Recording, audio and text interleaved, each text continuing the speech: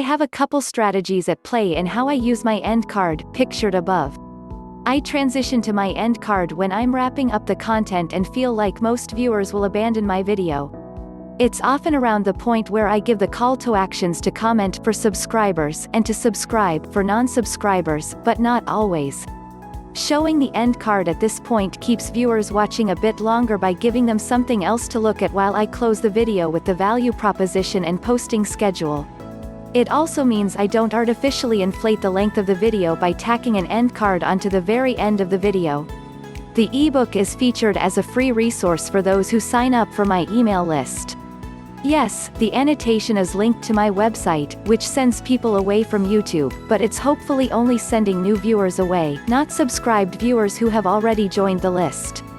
It also makes good business sense for me to grow an email list that lets me connect with viewers outside of YouTube, so for me, the potential risk in ending someone's viewing session on YouTube is worth what I gain by getting their email address for future communication. Of course, I'd be remiss not to include a visual call to action to subscribe. It's important for most YouTube channels to do this. In my case, it's a big red button that says, subscribe. The videos I highlight there do a few things. First, I'm featuring a video from each of my weekly series, which you can see is labeled to the right of each video thumbnail. This helps communicate my posting schedule and what we discuss in each series. Second, I picked videos that have titles that are especially enticing to new viewers. That way, even if they don't actually click the spotlight annotation around the video to go view it, or can't click it because they're on a mobile device where annotations don't work, they still read the titles and think, this channel looks like it's posting other stuff besides this video. I think I'll subscribe. I use the annotations report in my YouTube analytics to see which annotations viewers are clicking on, and, after a few weeks or even a few months, I update the end card to feature new videos that might perform better. %60 This is my strategy, but it doesn't have to be yours. The general idea is to keep everyone watching more of your videos. In the example of the Shaytards, you can see that their end card is more about seeing what they did on that day over the past couple years. They also have a random video to check out and an annotation their previous video in case you missed it.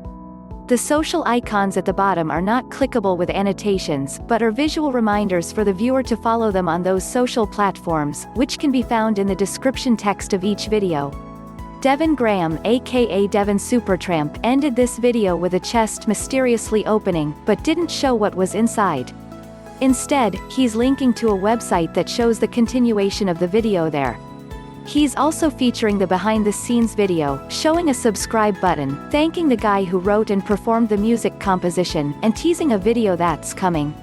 Right now the upcoming video isn't linked to anything, but when the new video comes out Devin will return to this video and update the annotation to link. %61 to it. This can be a great strategy for enticing people to subscribe for a future video. Or, if you're creating a short series of 5 or 6 videos around a certain topic, you can use this same strategy and just update each of the annotations on older videos as additional episodes are published. Tasks: if you don't already have an end card, take some time today to design one. It doesn't have to be fancy or anything. Just a simple place to encourage people to subscribe and highlight some other videos is great. If you already have an end card, brainstorm some ways you could use it more strategically than you already are. Check your annotation reports to see what people are and aren't clicking on in your current end card and make any necessary changes. Resources: if you're unsure how to read the annotations report in your YouTube analytics, this will explain it all. Here's a tutorial on how I create my end cards using Premiere Pro. The YouTube Creator Playbook contains more examples of end cards and annotations. I didn't touch on this part of end cards too much here, so take a minute to read YouTube's recommendations on how to make effective call to actions in your videos. %62 Day 20, hooking the viewer teaching. Due to the almost unlimited distractions on YouTube to click to other videos, the first 15 seconds of any video must be intentionally crafted to hook the viewer and hold their attention throughout the duration of the video. That's why 2 days ago I mentioned that I always start my videos teasing what the video is about and why it's valuable. The first 15 seconds must answer for the viewer: why should I watch this? What value will this bring to me? Of course, it's not appropriate in every style of video to have a talking head pop on the screen and try to convince viewers that they should stick around, but however you do it, answering those questions in the mind of the viewer is very important. The vast majority will not have the patience to sit around and wait to see if a climax builds toward the end of the video. You have to intentionally hook them fast. Here's a couple methods for hooking viewers for different types of content. How to video: start by showing the viewer the end result of what you're going to teach them. Episodic content: start with a quick recap of the climax from the previous episode. News video: start by teasing the big story that's strategically placed at the end of the video after other news stories have been covered. Comedy video: open the video with a punchline or a question that creates intrigue. Prank video: start by showing someone's extreme reaction and a bit of the prank that caused it, then show the video of the backstory that led to those reactions. %63 tasks: go back and watch the first 15 seconds of a couple of your most recent videos. How might a viewer answer the questions: why should I watch this? What value will this bring to me, for each of those videos? Look at the audience retention scores for those same videos. Are you successfully hooking viewers, or are they abandoning your videos pretty quickly? If you see a quick drop in your analytics graph, it means you failed to create intrigue and answer the viewers' hook questions. If you see a gradual decline, it means you hooked them, but failed to deliver the value they were expecting throughout the content. Exclamation mark! Exclamation mark! Dig through the audience retention scores of a few more videos on your channel. What do you see in common between the videos that do and don't hold a viewer's attention, keeping in mind that often this isn't due only to the content, but also to how the video was set up by its title and thumbnail, which we'll discuss tomorrow. Based on the lessons you've learned from studying your audience retention graphs, plan a few things to try differently in upcoming videos to hook the viewer and hold their attention even longer. %64 resources: today we primarily discussed how teasing the value of the video can hook a viewer, but quickly establishing a human connection with the viewer or using a title and thumbnail effectively can also hook a viewer. Watch this video to learn more about those second two elements in preparation for tomorrow. The YouTube Creator Playbook gives a few more ideas of how you can hook your audience in the first 15 seconds and keep them watching for the full duration of the video. Again, if you need help with understanding your audience retention graphs, check out this link on YouTube's help site.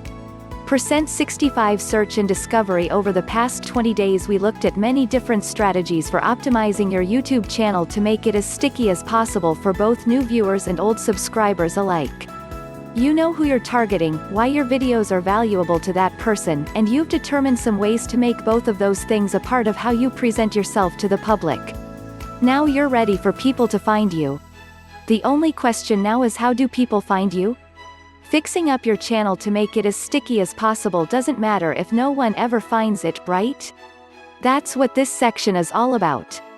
We'll look at how to position your videos so your target audience can find you online, both in search results and in places off of YouTube. %66 metadata: day 21, titles: the more I consult with creators and audit their YouTube channels, the more I see that most creators spend hours, even days, making a video and then spend no more than a few seconds crafting a title. Unfortunately, the poor performance of a solid video is often directly related to its title. The title may be even more important than the actual content itself because, combined with the thumbnail, it's the first thing the viewer sees about your video. It's how they will decide to click on your video in the first place. Even videos that are relatively weak perform extremely well just because the title sets it up for success. For example, take a look at this video. There's no way it would have over 4 million views if it had any other title than the one it does. It sets the video up perfectly and even makes an otherwise lame video seem pretty funny. Or, consider a video I recently published on video creators: how YouTube's new CEO may change YouTube. My first title was, YouTube has a new leadership. Now, that's not a terrible title, but it's certainly not as strong as the title I eventually used because all the original title is doing is stating a fact.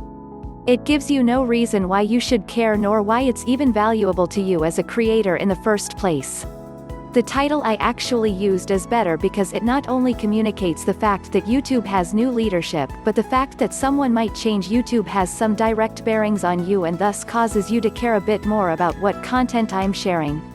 It also set the video up to receive more likes and comments because the title set the %67 video up to be more about you, the viewer, than it did about the impersonal fact that YouTube has new leadership.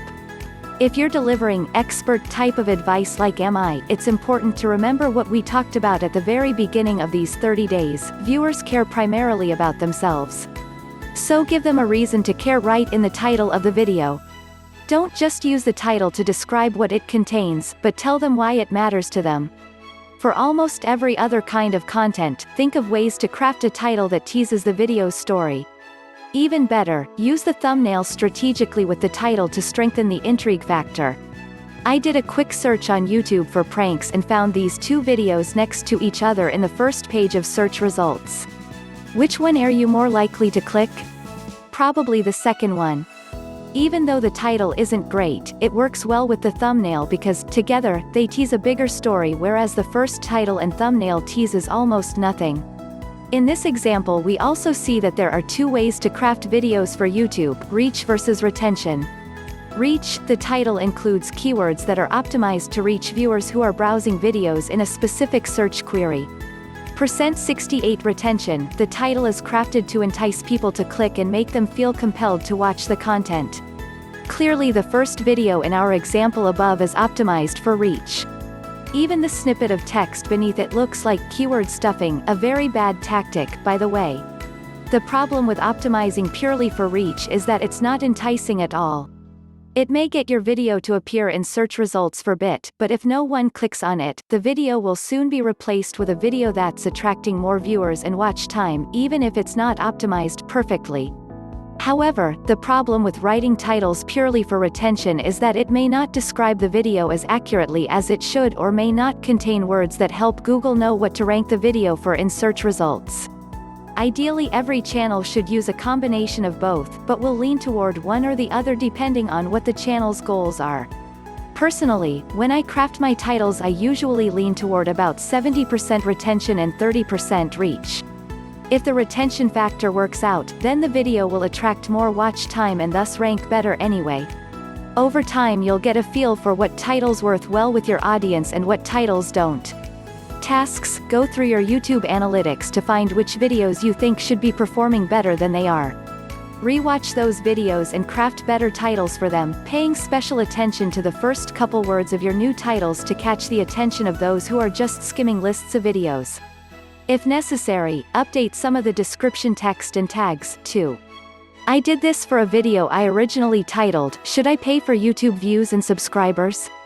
After a few months, it only had views from my subscribers, but I get that question all the time, so I knew it should be doing better than it was. All I did was start to type the subject into Google. %69 Chrome and the autocomplete use the phrase "buy views," so I tweaked the title to "Should I buy YouTube views and subscribers?" and now the video is becoming one of my channel's most viewed videos. For your upcoming videos, spend some time crafting an enticing title for your video before you shoot it. Run a couple title ideas by a few friends and ask which one they'd be most likely to click on. Then think of a good thumbnail image to accompany the title you selected. After that, shoot your video to fit the title. Be sure to capture the perfect thumbnail, too. This may not be possible for every kind of video, but try it a few times as appropriate and see how much better your video performs. Consider making this approach a part of your video creation process. Resources: in this video I discuss 5 ways to resurrect your older videos. Much of it is based on updating your video's metadata. I talked with 2 other video SEO experts about how to optimize videos for reach versus retention. Watch this video if the difference between the two is still a bit fuzzy. Google is actually moving away from showing keyword-based search results to users. This video explains a bit about why and how to continue to rank as Google makes the shift. %70 Day 22, Descriptions Teaching. After the title comes the description text. This is simply where you get a chance to describe the video to both Google and viewers. A couple things to keep in mind as you craft your description text. It should go without saying, but the description text of every video should accurately describe the content of the video. Anything that's misleading may cause your video to perform poorly or, worse yet, be flagged and removed from YouTube altogether. Use any related keywords in normal, conversational English or the language of your video. Listing keywords and tags, or repeating them in an unnatural sense inside sentences is unnecessary and even counterproductive. Google is smart, it can read on a 6th grade level, so don't use blocks of keywords in your description. Besides, it violates YouTube's terms of service and can give them reason to issue a strike against your channel. Just write your description for actual people while keeping a few keywords in mind. The first 2 or 3 sentences carry the most weight in the search algorithm, and on YouTube and Google it appears as the snippet text next to the video in search results, so careful consideration should be given to the first few lines of the description text. For that reason, avoid starting your description with URLs or standard text that you use across all your videos. Instead, reinforce the title's main keywords here, but again, only as it naturally flows in normal conversational English. And write text that is enticing and lets potential viewers know that this is the video they're searching for! Exclamation mark. %71 After a few sentences that describe the video, post any appropriate links that you either reference in the video or use as annotations. Since annotations don't work on mobile devices, it's helpful for mobile viewers if they can simply go to your description text to tap the link there instead. Finally, include your channel's value proposition to bring first-time viewers up to speed about your channel. Then include a reminder to subscribe, your posting schedule, and links to your website and other social profiles. If you'd like an example of how I do it, check the description of this video.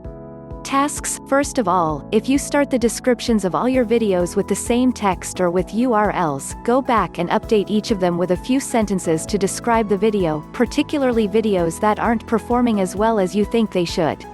I know as creators we sometimes hate doing laborious tasks like this, but it helps your creative energy be so much more worthwhile because it helps people find your videos.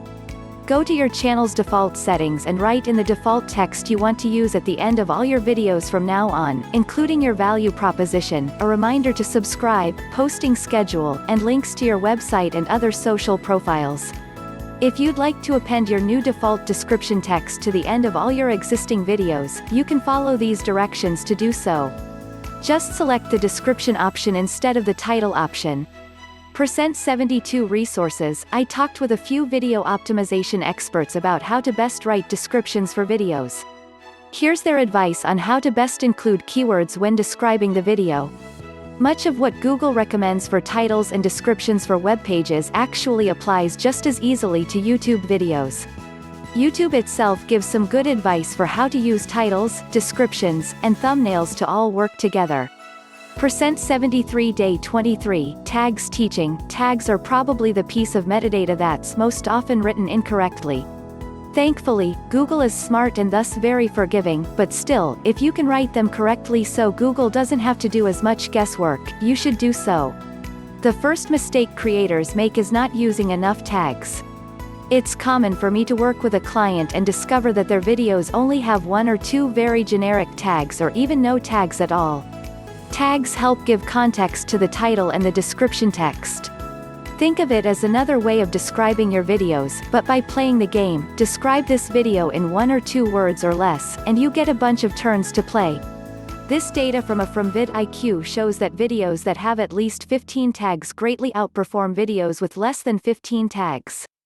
Exclamation mark. Personally, I'm not convinced a video's performance is tied directly to the number of tags it has or if the data is influenced by other best practices that people who write tags are more likely to follow. Nonetheless, there's a correlation between views and tags.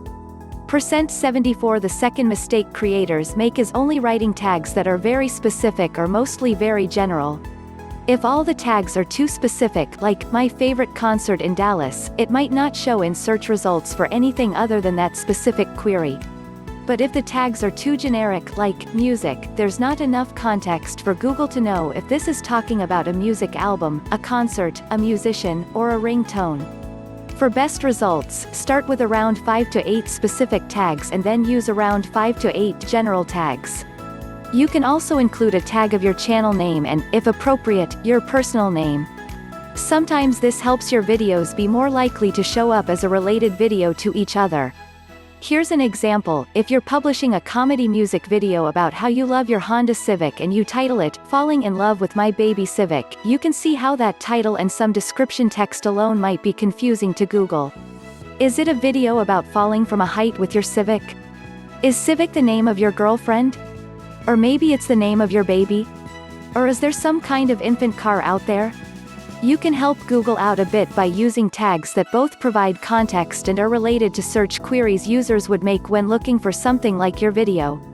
Start with specific tags relating to the imagery in the video, its lyrics, and the overall story. For example, maybe something like this for getting started: falling in love, baby Civic, Honda Civic, red Civic. Then use some general tags: music, music video, comedy, car, funny, love, cute. The title it with your name, if appropriate, and channel name: Tim Schmoyer, video creators, video creators. Concerning the specific tags, how specific should you get? A good rule of thumb is to use tags that are 1 or 2 words. If you start getting into tags that are using 3 words or even phrases, I'd probably break it up or exclude it. Google can pull longer phrases out of the description text. It doesn't need it as a tag. Plus, how many people are really searching for those longer tags anyway? You might just be making it more difficult for your video to rank as a related video on YouTube because no other video shares that tag. %75 It's often appropriate to include misspellings as tags, as well. I actually do this with every video I make for Real SEO. I include the tags, Real SEO, and Real SEO, because when someone verbally tells another person to go check out Real SEO, what they inevitably search for is Real SEO. When they do so, I want them to be able to find our videos. All that said, though, don't stress too much about tags. Write what comes to mind as keywords that describe your video. There's no magic in the number of tags nor exactly what they say. Just use them to help provide more context about the video to Google and you'll be fine. Regarding video optimization in general, it's not rocket science. It used to be that the SEO game went to whoever learned to hack the search engines the best, but search engines now are more sophisticated and want to help users discover content that's ultimately the most helpful and valuable.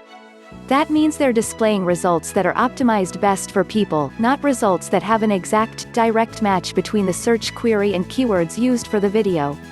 So if you keep actual humans in mind as you write your titles, descriptions, and tags, that's the kind of video Google wants to surface for others.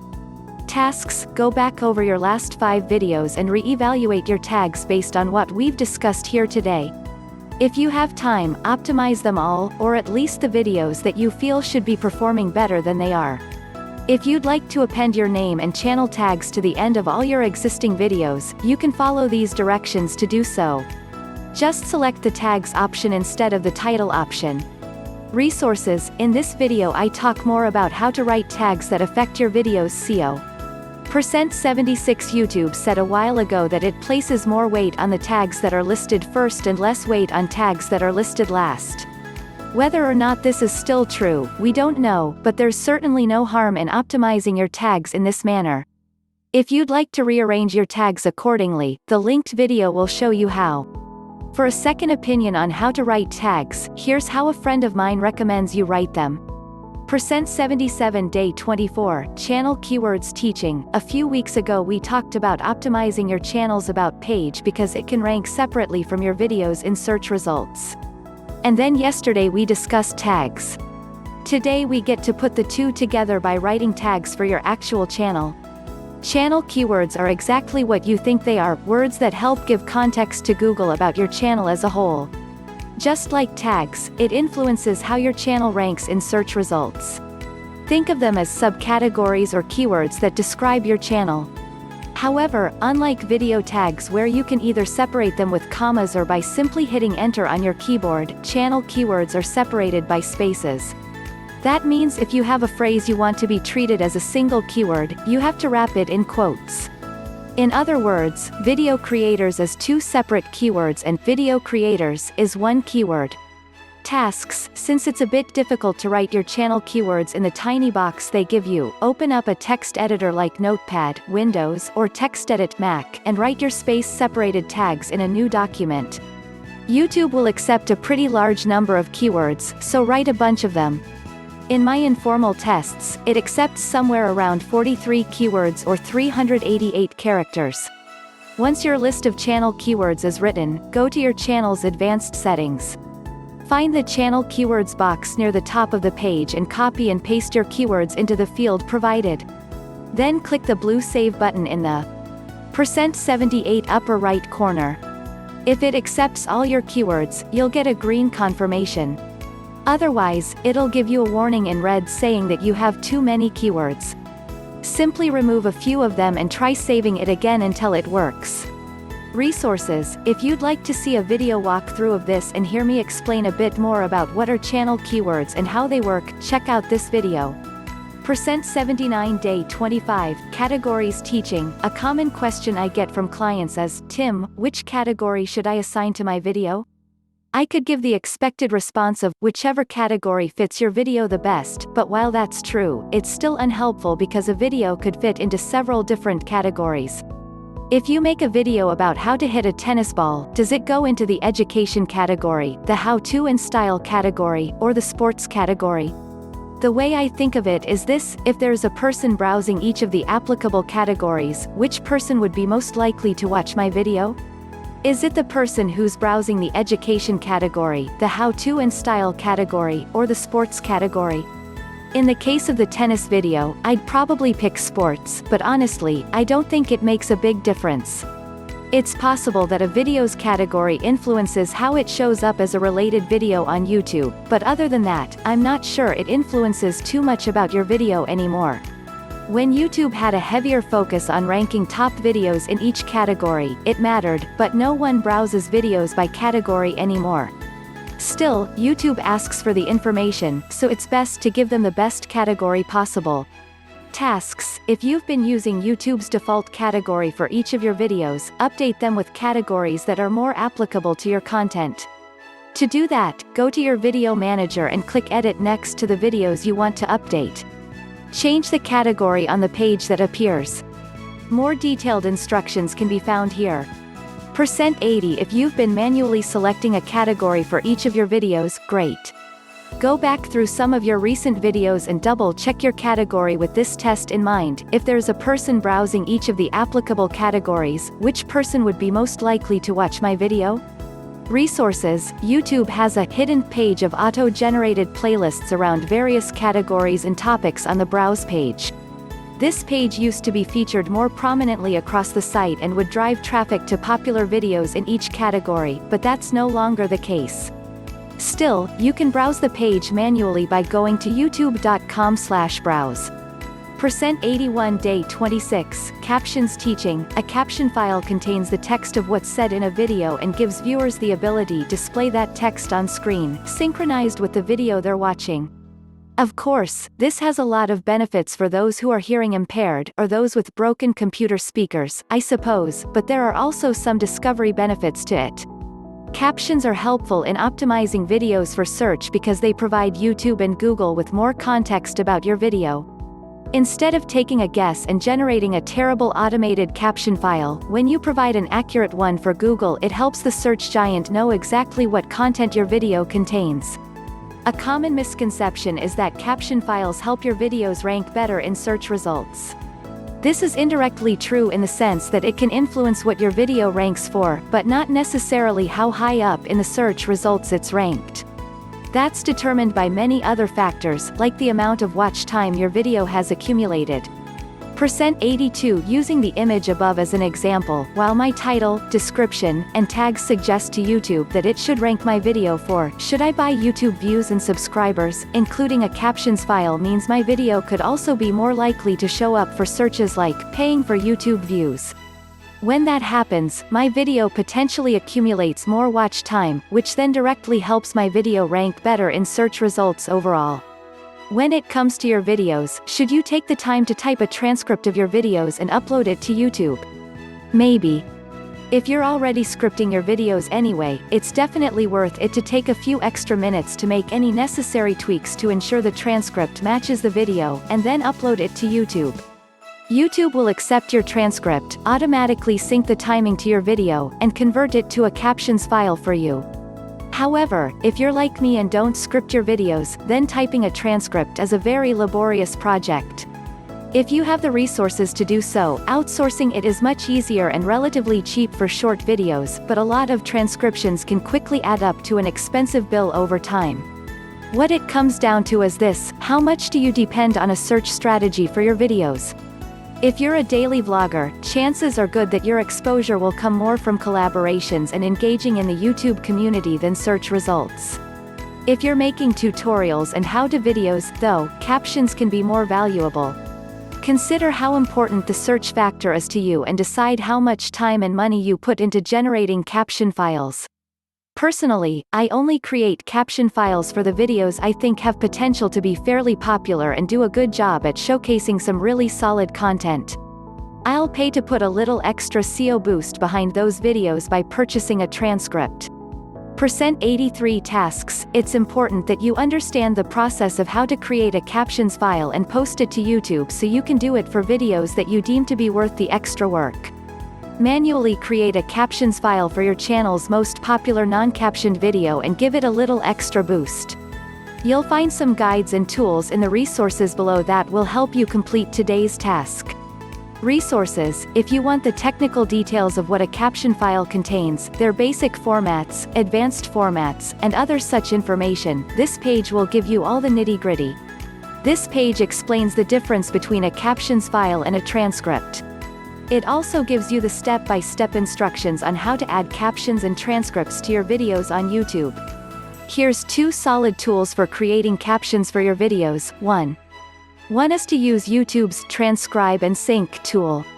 It will play the video, but as soon as you start typing it places the video on pause until you finish typing what you just heard. When your typing pauses for a few seconds, playback resumes until you type again. There's also a keyboard shortcuts to quickly jump back 5 seconds if you missed something. More instructions about it can be found here. 2. The second tool I use is amara.org. It's free and works similarly to YouTube's Transcribe and Sync tool, except that it also lets you collaborate with others to create the captions. Just copy and paste your YouTube video's URL into their site and you'll get a link where you can invite others to contribute and work on transcribing the video for you. Some creators post this link in the description text of their videos so loyal fans can pitch in and help transcribe their videos.